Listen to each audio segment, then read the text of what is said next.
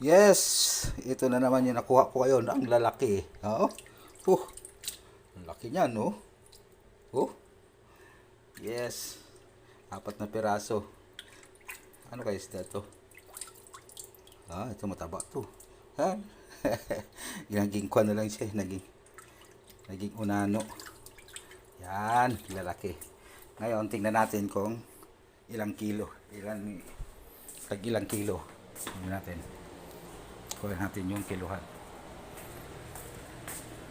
Natin Ito kiluhan Probe na kung magkaano, ilan yung isang piraso. Yan.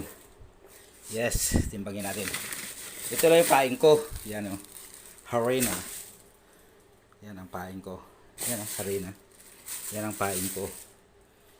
Yan. Timbang.